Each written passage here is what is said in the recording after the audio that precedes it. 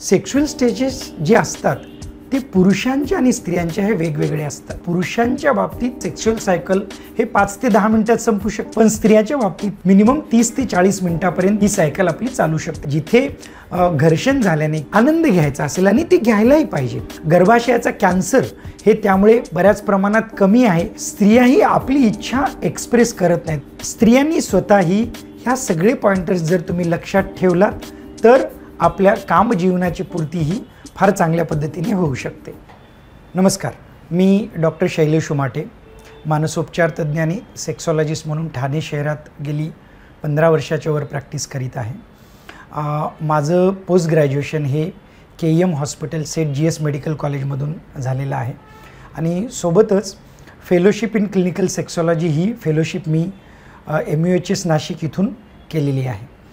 आजचा विषय आपला फिमेल ऑर्गॅझम म्हणजे स्त्रियांची कामतृप्ती ज्याला आपण म्हणतो त्यावर आज आपण बोलणार आहोत। सहसा समाजाच्या प्रत्येक स्तरावर ह्या बाबतीत बोलणं किंवा ह्या बाबतीतले एज्युकेशन हे टाळलं जातं किंवा स्त्रियाही त्यांच्या ह्या कामजीवनाच्या ह्या भागामध्ये तेवढंसं लक्ष देत नसतात। सगळ्यांना एवढं कळतं की जेवण आणि झोप याच्याबरोबरच संबंध सेक्स हेही एक नॉर्मल ह्युमन बिईंगची एक गरज असते, पण त्यात विशेषतः स्त्रियांच्या ह्या ऑर्गॅझमबद्दल कधीच बोललं जात नाही किंवा त्याच्यात काही समस्या असतील तर त्याबद्दल शेअर केलं जात नाही किंवा त्याकडे सहसा लक्षच दिलं जात नाही। हे दोघांकडूनही होतं, पुरुषांकडूनही होतं आणि स्त्रियांकडूनही होतं। तर त्या बाबतीत आज आपण थोडंसं जाणून घेऊया। स्त्री पुरुष संबंधामध्ये त्याचे काही स्टेजेस असतात आणि त्या स्टेजेसला आपण वेगवेगळ्या स्थितीत असे ओळखत असतो। म्हणजे पहिला स्टेज असतो उत्तेजना, ज्याला एक्साइटमेंट फेज आपण म्हणतो। त्या स्टेजमध्ये स्त्री पुरुष जवळ एकत्र येत असतात, त्यांच्या बॉडीमध्ये वेगवेगळे बदल होत असतात आणि ते बदल काही काळ तशाच पद्धतीने तशाच एक्साइटमेंट फेजमध्ये ते राहतात, त्याला आपण प्लेटो असं म्हणतो। आणि ही स्थिती जेव्हा संपत येते आणि जेव्हा कामतृप्ती होते, ज्याला ऑर्गॅझम असं म्हणतात, ते सहसा पुरुषांच्या बाबतीत सहजपणे अगदी घडत असतं आणि ऑर्गॅझम झाल्यानंतर रिझोल्यूशन हा फेजमध्ये मग ह्या सर्व स्थितीमध्ये शरीरात झालेले बदल हे शांत होत असतात आणि शरीर हे पूर्ववृत्त होत असतं। यात ऑर्गॅझम हा जो महत्त्वाचा भाग आहे हा झाल्यानंतर पुरुषाला त्याची कामतृप्ती झाली आणि त्यातून एक आनंद मिळाला हा त्यातला पॉईंट असतो, पण स्त्रियाच्या बाबतीत हे बऱ्याच वेळेस होत नाही। म्हणून बऱ्याच लोकांना याचा त्रासही होतो आणि बरीच लोक ह्याबद्दल बोलतही नाहीत। तर स्त्रियांच्या बाबतीत असं काय वेगळं आहे जे आज आपल्याला सांगायला पाहिजे। सर्वप्रथम की हा सेक्शुअल स्टेजेस जे असतात ते पुरुषांच्या आणि स्त्रियांच्या हे वेगवेगळे असतात। बऱ्याच लोकांना असं वाटतं की हा सगळं एकत्रित सुरू होतो, नाही। जे हे चारही फेज मी तुम्हाला सांगितलेले आहेत त्याची सुरुवात आणि त्याचा कालावधी हा पुरुषांच्या बाबतीत लवकर असतो। म्हणजे एक्साइटमेंट फेज हे पुरुषांच्या बाबतीत अगदी पटकन होऊ शकतं, पण स्त्रियांच्या बाबतीत एक्साइटमेंट व्हायला वेळ लागतो, म्हणून तो वेळ देणं फार महत्त्वाचं आहे। आणि प्लुटोमध्येही म्हणजे ज्या ठिकाणी हे सर्ववृत्त शरीरात आलेले चेंजेस बराच काळ राहतात त्यातही स्त्रियाला वेळ लागत असतो। तसंच जी ऑर्गॅझमची स्थिती असते त्यातही वेळ लागत असतो, हे नॅचरल आणि नॉर्मल असतं। म्हणजे पुरुषाच्या बाबतीत अगर जर आपण असं वेळेचं ग्राह्य धरून ठेवलं की पुरुषाचं ऑर्गॅझम किंवा सेक्शुअल सायकल हे 5 ते 10 मिनिटात संपू शकतं का, अगदी संपू शकते, पण स्त्रियाच्या बाबतीत ते अगदी 5 मिनिटापासून ते मिनिमम 30 ते 40 मिनिटापर्यंत ही स्टेज ही सायकल आपली चालू शकते। हा नॅचरली स्त्रियांच्या बाबतीत असलेला फरक पहिल्यांदा आपण लक्षात घेतलं पाहिजे। म्हणून त्या स्थितीपर्यंत जर आपल्याला जायचं असेल तर सर्वप्रथम जो एक्साइटमेंट फेज असतो, ज्याला बरेच लोक फोरप्ले असे म्हणतात, त्यात बराच वेळ घालवणं हे गरजेचं असतं दोघांनाही। आणि मग त्यात जर आपण बराच वेळ घातलात तर आपण ऑर्गॅझमकडे जाऊ शकतो।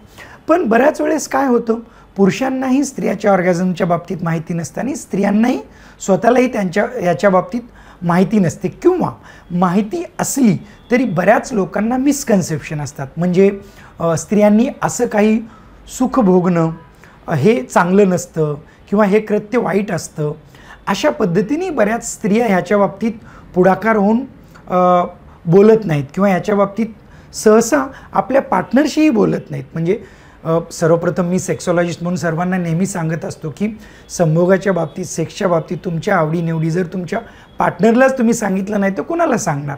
तर त्याही अशा प्रकारच्या बऱ्याच वेळेस की त्यांना विशेषतः ह्या सर्व स्थितीमध्ये काय आवडतं काय नाही आवडत ह्या गोष्टी त्या कधीच शेअर करत नाहीत. म्हणून एक अडथळा असा निर्माण होऊ शकतो. मग जर ह्या संवाद असा होत नसेल तर ऑर्गॅझममध्ये नक्कीच त्यांना त्रास होऊ शकतो.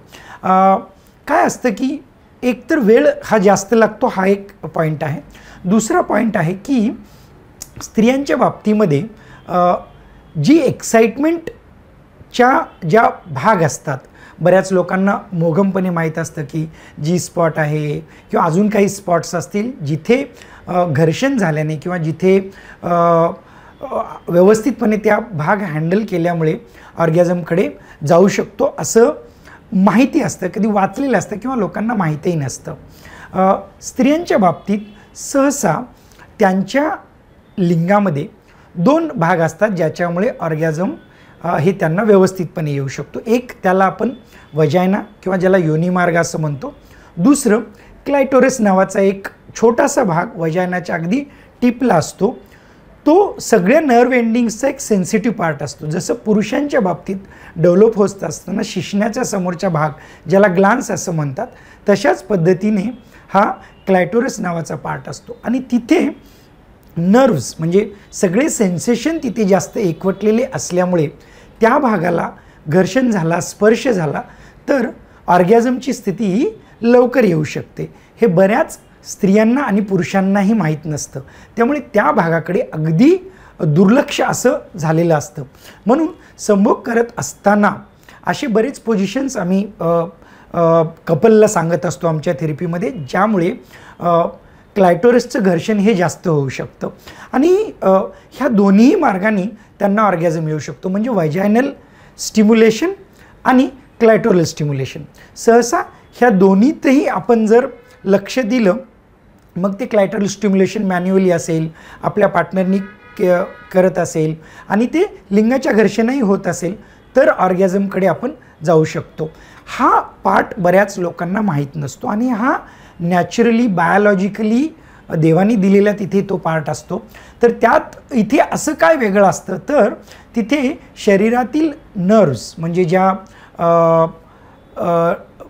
नर्व्स असतात त्याचे एंडिंग्स तिथे भरपूर जास्त असल्यामुळे त्याला घर्षण होण्याच्या बाबतीत वेळ आपल्याला द्यायला लागतो. आता ह्या सर्वांमध्ये जर आपल्याला म्हणजे कपलला दोघांनाही याचा आनंद घ्यायचा असेल आणि ते घ्यायलाही पाहिजे, कारण ह्याच्यातून म्हणजे ऑर्गॅझम आपण आज का बोलतो तर फक्त नुसतं घेणं असं नाही, त्याचे सायंटिफिक रिझन्स भरपूर आपल्याकडे आहेत. म्हणजे बऱ्याच वेळेस आम्ही ऑर्गॅझम ज्यांना येत असतात, पुरुषांच्या बाबतीत त्याचे खूप ॲडव्हान्टेज आहेत ते आम्ही सांगत असतो, पण स्त्रियांच्या बाबतीतही आपल्याला त्याचे ॲडव्हान्टेज दिसतात. ज्या स्त्रियांना चांगले ऑर्गॅझम्स येत असतात त्यांना त्या भागातील युटेराईन इन्फेक्शन्स हे फार कमी प्रमाणात होतात, कारण त्या ऑर्गॅझममुळे जिथे स्त्राव जे आपल्या ग्रंथीचे जे स्त्राव होतात तिथून इन्फेक्शन नाहीसं करण्याचं प्रमाण त्याच्यामुळे होऊ शकतं. त्यानंतर वेट म्हणजे बऱ्याच लोकांचं वजन त्यांनी बऱ्यापैकी मॅनेज होऊ शकतं. गर्भाशयाचा कॅन्सर हे त्यामुळे बऱ्याच प्रमाणात कमी आहे अशा पद्धतीचे संशोधन झालेले आहेत आणि म्हणून ते आपल्याला सायंटिफिक दृष्टिकोनातून महत्त्वाचे आहेत, फक्त मानसिक नाही पण सायंटिफिक दृष्टिकोनातून. आणि ज्यांना हे ऑर्गॅझम जास्त येतात त्यांचा एकंदरीत आनंदीपणा, हॅपीनेस हे जास्त असतो, हे तर आपल्याला सहजतेनेच दिसत असतं. तर म्हणून शारीरिक आजारच्या सोबतच मानसिकताही ह्यातून आपल्याला चांगल्या प्रकारची होती, म्हणून ह्याच्याकडे लक्ष देणं हे फार महत्त्वाचं आहे. आणि ज्या पद्धतीने हे फरक असतो म्हणून ह्याला आपण वेळ देणं फार महत्त्वाचं. बऱ्याच लोकांना असं होतं की शरीर संभोगासाठी वेळ असं वेगळं ते देत नाहीत किंवा ते प्लॅन करत नाहीत.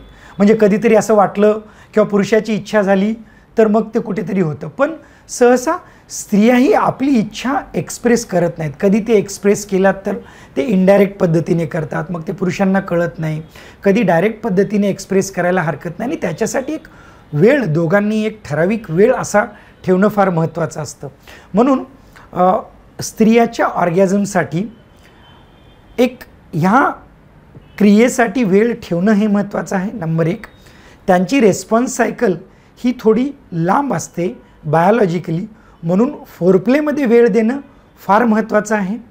आणि तिसरं, यांचा जो ऑर्गॅझम आहे ते योनिमार्ग ॲज वेल ॲज क्लायटोरिस ह्या दोन्ही गोष्टीवर अवलंबून असल्यामुळे त्या दोन्ही गोष्टीकडेही लक्ष देणं महत्त्वाचं असतं.